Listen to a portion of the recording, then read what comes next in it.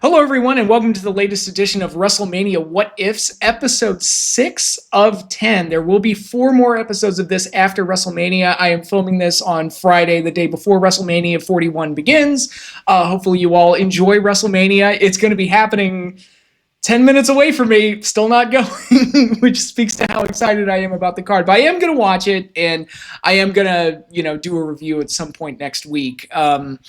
Talking about my feelings of the show and, the whole weekend in general. So be on the lookout for all of that. But WrestleMania What Ifs will be wrapping up probably a week or two after WrestleMania. I'll get the remaining episodes out. But I've got a special one today as we are going to be talking about how WrestleMania 17 could have been different if WCW had played a bigger role in the show. Now, WrestleMania 17 is a very interesting one because it's pretty much universally agreed upon by a majority of the audience, of the WWE fans, that it is the greatest WrestleMania of all time. You'll have some outlying opinions, but for the most part, it seems like a lot of people really hold WrestleMania 17 high up there as not only the greatest WrestleMania of all time, but arguably the greatest pay-per-view of all time. It's got that level of praise and hype and kind of legendary status around it.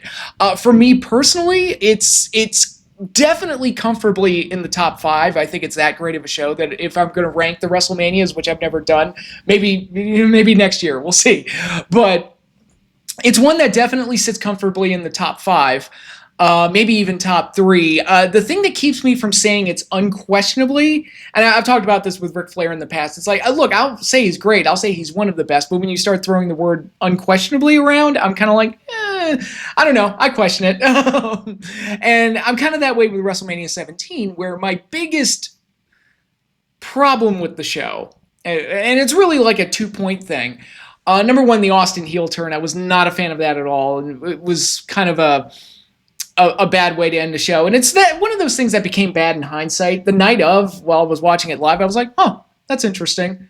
I wonder where they're going to go with this. And then I saw where they went with it, and I'm like, no, thank you. Wish you never did that. I remember listening to an interview where Austin said that he wished he had just called an audible and just stunned Vince right there in the ring.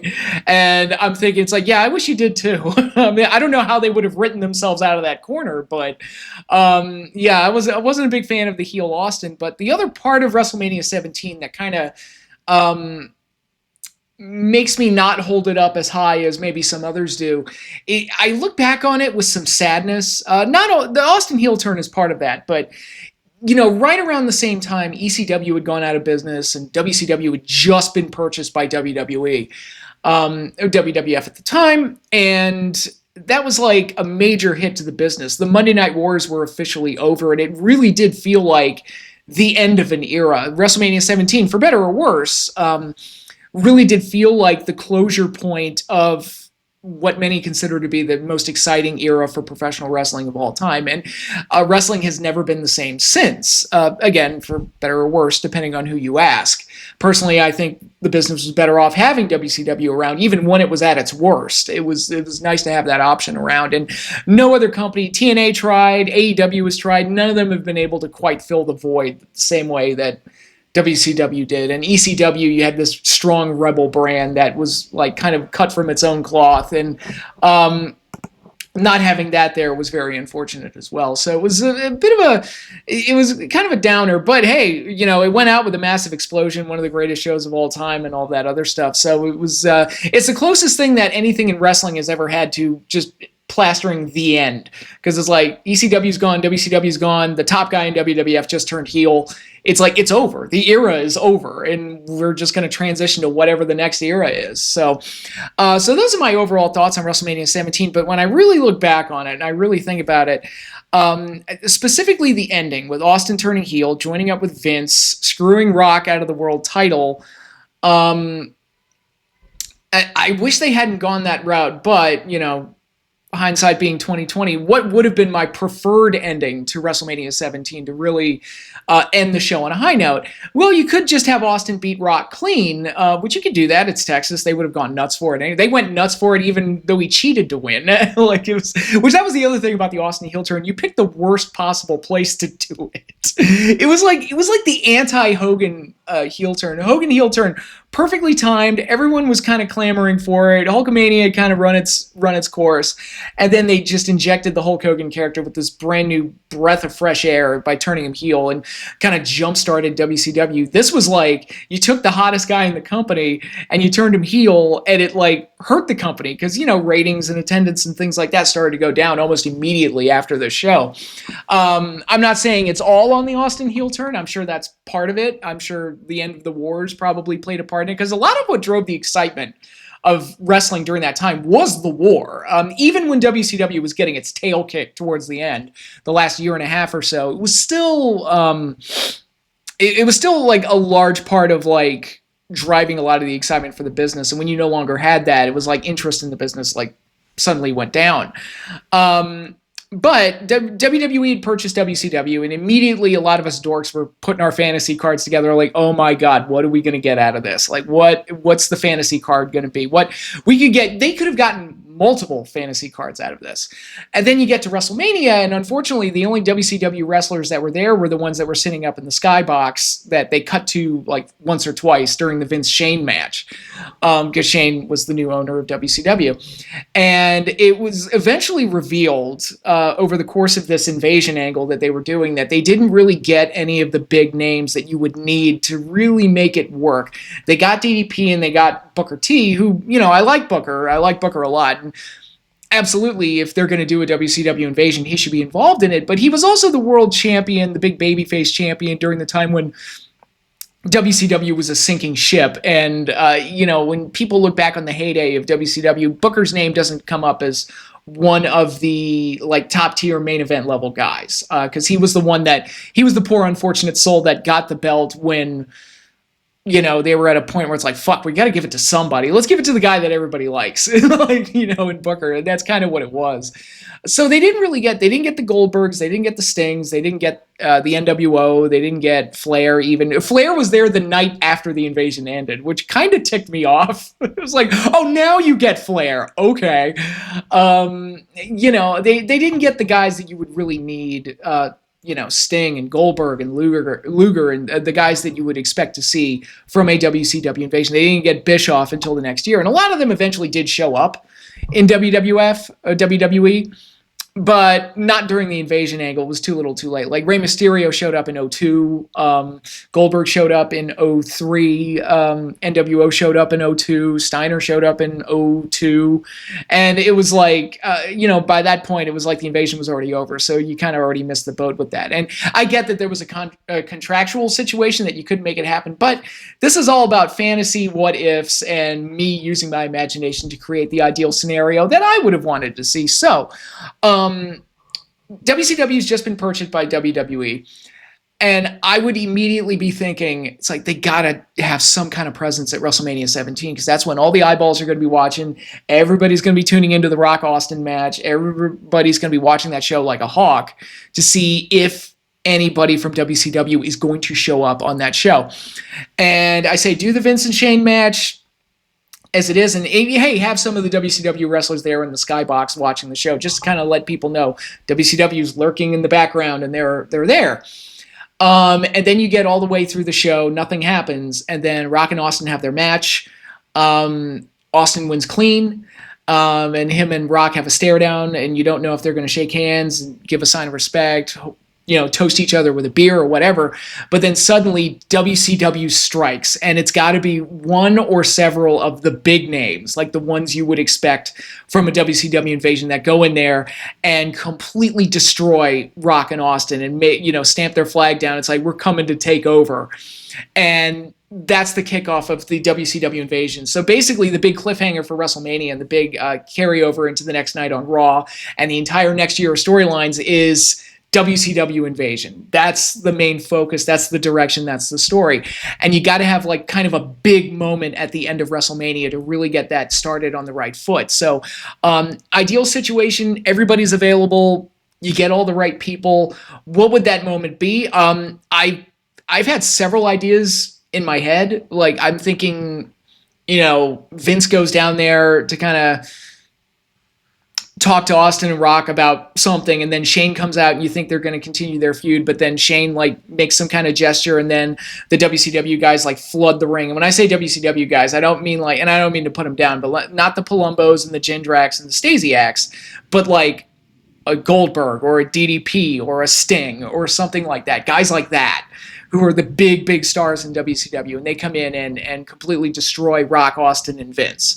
That was one idea I was toying around with. One that I also thought of is that after the Rock and Austin match, as they're staring down, suddenly Sting appears in the crowd.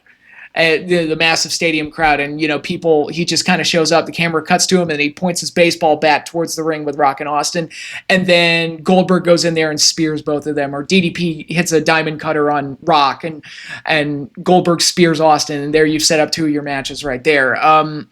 That was one idea I had. Maybe at the end of Rock and Austin, they do the thing, Austin wins, and then Ric Flair comes out. So Ric Flair would come out and challenge Stone Cold Steve Austin to a world title match, kind of as a recreation of what he did in 1991 when he came to the WWF the first time, where he, even though he didn't beat Hogan one-on-one, he did dethrone him and get the title off of him, and then ultimately won it in his place at the Royal Rumble 1992. So this would be kind of a repeat of that, where Flair is trying to dethrone Austin.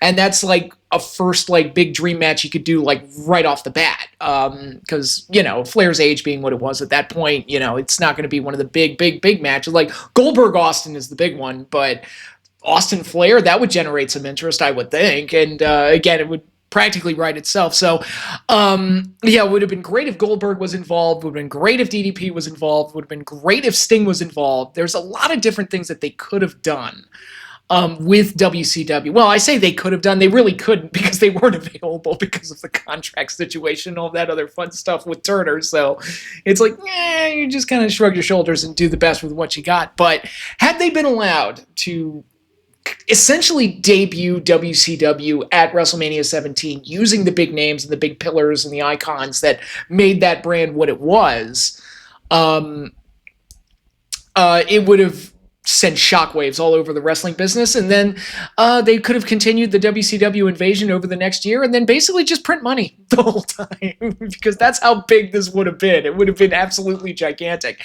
Some might be wondering, what about the NWO? How would they fit into this? In my opinion, because the NWO was originally conceived as the WWF invading WCW, my idea would have been Vince bringing in the NWO, Hogan, Hall, and Nash, giving them a ticker tape parade and being like, we did it, boys. Like, we did it, boys. And again, basically, WCW's demise and purchase by WWE was ultimately what the master plan of the NWO was all along. And just kind of lean into that whole idea of the NWO. But I don't think the WWE ever fully understood that that's what the NWO was supposed to be and what it was conceived as. Even though they kind of had to pull back on the ties to WWE with the NWO. It was something that was always in the minds of wrestling fans, and that's essentially what the angle was, even if they weren't allowed to say it. And if I were bringing the NWO into WWE, I would have just leaned into it and just been like, no, they were the WWF. That was the whole point of the NWO. And of course, they didn't do that when they eventually did bring the NWO in, but what do I know? But yeah, WCW having a big presence at WrestleMania 17 could have been gigantic. And instead, nothing really happened. We got the Austin heel turn, which, as I said, I wasn't a big fan of. And I'll also say this.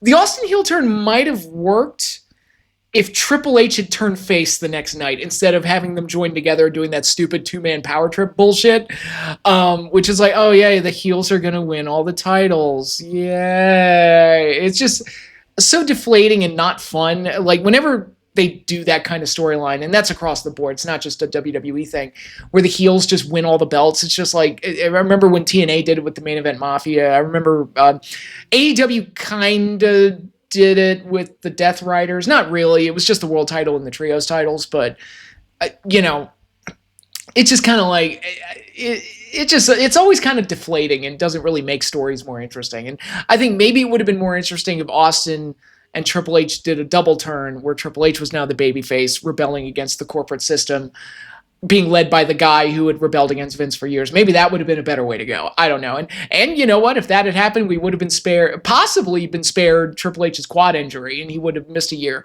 Although, you know, again, looking back and all the what ifs and everything, Triple H's quad tear turned out to be like a long-term blessing in disguise, because Triple H had none of the stink from the WCW invasion on him.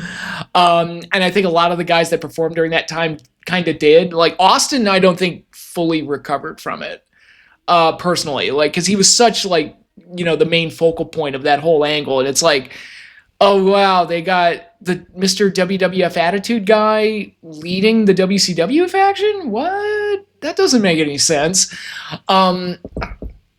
But Triple H didn't have any of that on him at all, and I think that benefited him upon his return in early 2002. But that's a discussion for another time. That concludes this particular video. Again, everybody, thanks again, all of you, for watching, and I hope you all enjoy WrestleMania 41. Hopefully it's a good show. I'm not that excited for it because of the build-up, and even if the show, and I've been making this point for years and years and years, even if the show turns out good, it doesn't justify the last 2 months or so of somewhat, not the worst build-up of all time for WrestleMania. Again, I lived through 27, so this was nothing. This was just kind of like spinning their wheels, nothing happening kind of road to WrestleMania. It just kind of feels like, what's the point? I just feel so like there's so much of this card, both cards, where I'm like, what's the point? I don't really care.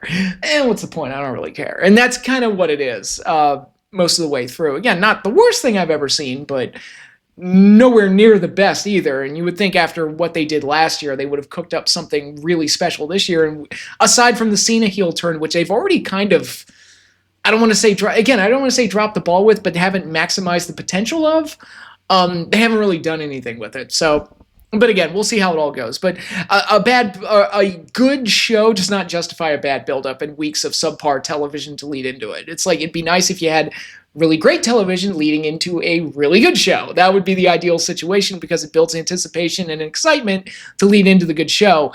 When you do it the way it is, where it's, kind of a mediocre to subpar to bad build, and then you get to the show and it turns out pretty good. It's like, well, that's the performers doing what they do and holding up their end of the bargain. Creative didn't do them any favors, but they're holding up their end of the bargain. When really you would want the two to be perfectly in sync with each other, and you'd want that creative to really drive excitement, intrigue, and anticipation for the big show. But that's a discussion for another time. Thank you everyone for watching the latest edition of WrestleMania What Ifs. I'll have 4 more of these videos lined up over the next couple of weeks, and a WrestleMania 41 review. I will also get my question and answers, the long overdue question and answers, out at some point attached to one of those videos, so be on the lookout for that. But that is all I have for you now. Thanks again, everybody, for watching, and I'll see you all later.